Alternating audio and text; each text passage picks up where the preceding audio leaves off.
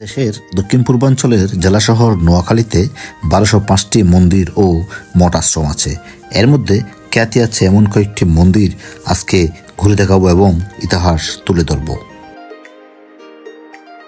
এটি বেগমগঞ্জ উপজেলার চৌমুহনীতে অবস্থিত শ্রী শ্রী রামচন্দ্র দেবের সমাধিপীঠ, যেটিকে আমরা রাম ঠাকুরের আশ্রম হিসেবে চিনি। আশ্রমের ফটকে ঢুকতেই ২০২১ সালে এই মন্দিরে ঘটে যাওয়া সাম্প্রদায়িক নৃশংসতার স্মৃতিচিহ্ন দেখা যায়। এই দিনটি কি আদৌ বলা সম্ভব?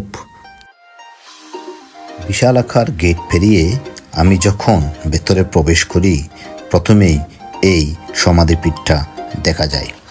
এই সমাধিপীঠ ঘুরে ঘুরেই আমি আজকে আপনাদেরকে এই রামচন্দ্র দেবের সমাধিপীঠের ইতিহাস তুলে ধরব।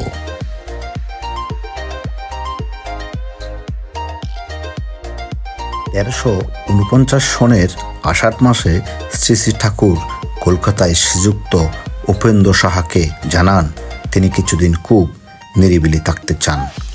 এই কথা শুনে উপেন্দ্র সাহা ঠাকুরকে জানান চৌমুহনীতে তার একটি বাংলো খালি পড়ে আছে।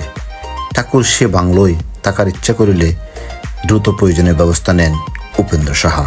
পরে বাংলোটির প্রয়োজনীয় কিছু সংস্কার করে তিনি ৪ দিনের মধ্যে ঠাকুরের বসবাসের উপযোগী করে তোলেন পুরো বাংলো।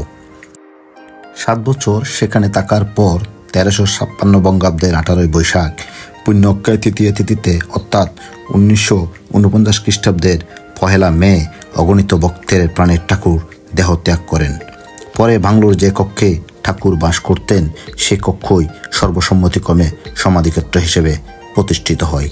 এই সমাধিক্ষেত্র প্রতি বছর ৩-৪ দিন ব্যাপী চলা সমাধি উৎসবে সামিল হন প্রায় লক্ষাধিক ভক্ত। রাম ঠাকুর মন্দিরের অল্প কাছে আছে শ্রী শ্রী রাধামাধব জিউর মন্দির। এই মন্দিরটি আনুমানিক ১৭০০ শতাব্দীতে প্রতিষ্ঠিত হয়। এটির কাঠামো একসময় টিনের ছাউনির থাকলেও ভক্তরা এখন দোতলা বিশিষ্ট নাট মন্দির তৈরি ও কাঠামোগত উন্নয়ন করেছে।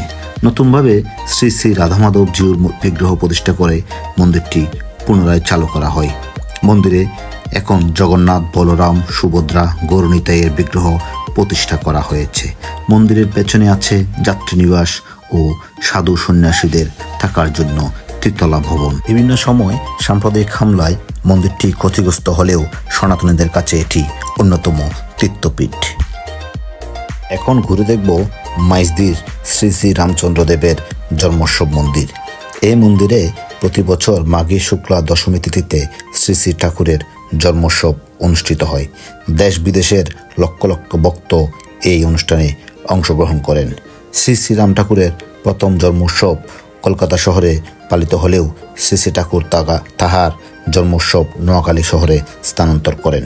মাঝখানে ডিঙ্গামানিক সহ কয়েকটি স্থানে জন্মোৎসব পালিত হলেও ১৯৬০ খ্রিস্টাব্দ হইতে অদ্যাবধি মাইজদির জন্মোৎসব মন্দিরেই রাম ঠাকুরের জন্মোৎসব অনুষ্ঠিত হয়ে আসছে।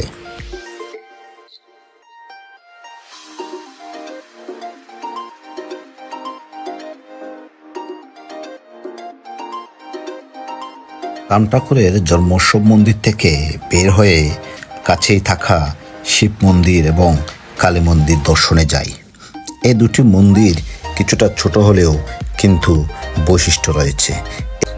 প্রতিদিন কালীমাতা ও শিব ঠাকুরের কাছে আশা নিয়ে ভক্তরা এই মন্দিরে সমবেত হন। তাই ভক্তদের আস্থা ও বিশ্বাসে মন্দিরটি জায়গা করে নিয়েছে।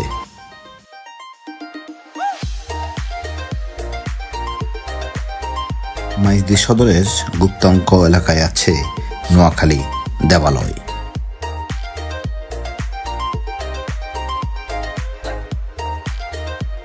মাইজদির এই মন্দিরটি একটি আধ্যাত্মিক মন্দির, যেখানে ভক্তরা শান্তি ও ভক্তির জন্য সমবেত হন। এখানে নোয়াখালীর সবচেয়ে বড় রথযাত্রা হয়। দেবালয়ে প্রতি বছর রথযাত্রার যে উৎসব অনুষ্ঠিত হয় তা স্থানীয়দের কাছে বিশেষ আকর্ষণীয়। সেখানে বিভিন্ন দেবদেবীর মূর্তি স্থাপন করা আছে, যে মূর্তিগুলোতে ভক্তরা ভক্তি নিবেদন করেন। সুন্দর মন্দিরটির পাশে আরও কয়েকটি দর্শনীয় মন্দির আছে। ভেতরে আছে রামকৃষ্ণ মন্দির, দেবালয়ের বাইরে আছে রক্ষাকালী মন্দির, শ্রী শ্রী লোকনাথ সেবা সংঘের মন্দির। এখন যে মন্দিরটি আমরা দেখতে যাচ্ছি সেটি সোনাপুর মহাশ্মশান। এটি মূলত একটি মহাশ্মশান হলেও আদতে সেখানে প্রতি বছর বড় ধরনের সাধু বাবা উৎসব পালিত হয়। 1849 সালে স্থাপিত হওয়া সোনাপুর মহাশ্মশানের প্রথমেই আছে নাট মন্দির, পেছনে আছে এই মূল মন্দির। মূল মন্দিরে মহাদেব মন্দির, কালী মায়ের মন্দির, শিব মন্দির রাখা হয়েছে। এটি অনেকের কাছে সাধু বাবা মন্দির নামেও পরিচিত। প্রতি বছর 20 থেকে 23 জানুয়ারি এই শ্মশানে সাধু বাবা উৎসব পালিত হয়। মূল মন্দিরের পেছনে আছে শেষ ঠিকানা, অর্থাৎ মৃত ব্যক্তিদের শেষ যাত্রার স্থান কিংবা শ্মশান বলেই এটির নাম শেষ ঠিকানা রাখা হয়েছে। একসময় প্রচুর হিন্দু জমিদার ছিল নোয়াখালীতে, তাদের অনেকের সমাধিও আছে এই সোনাপুর মহাশ্মশানে। এই মহাশ্মশানে যাদেরকে সমাহিত করা হয়েছে তাদের মন্দিরগুলো সুন্দর করে নির্মাণ করা হয়েছে। সেখানে নতুন নির্মিত মন্দিরের পাশাপাশি পুরনো অনেক মন্দির রয়েছে।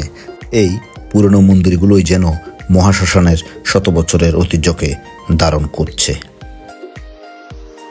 এখন যে মহাশ্মশানটি আমি দেখতে যাচ্ছি সেটি হচ্ছে বেগমগঞ্জের চৌমুহনী পৌর মহাশ্মশান। মহাশ্মশানের ভেতরে পঞ্চতত্ত্ব মন্দির, মহাশ্মশানের মূল মন্দির ও নির্মলা ভবন নিয়ে পুরো কমপ্লেক্সটি বিশালাকার ও দৃষ্টিনন্দন।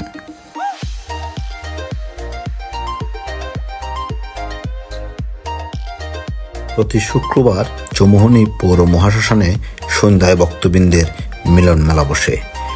এদিন সন্ধ্যা আরতিতে শঙ্খ ও উলুধ্বনিতে মুখরিত হয় শ্মশানাঙ্গন। মহাশ্মশানের মূল মন্দিরের ভেতরে বিশাল আকার একটি শিব মূর্তি স্থাপন করা হয়েছে। এই মূর্তিটি অত্যন্ত আকর্ষণীয়, দেখতে অনেক নান্দনিক ও ভক্তি লাগে। কোনো ধর্মপ্রাণ ব্যক্তি নোয়াখালীতে জরুরি প্রয়োজন কিংবা ভ্রমণে গেলে এসব মঠ মন্দির দেখা মিস করবেন না। মঠ মন্দির দর্শনে মন পবিত্র হয় ও জীবনে পুণ্য হয়।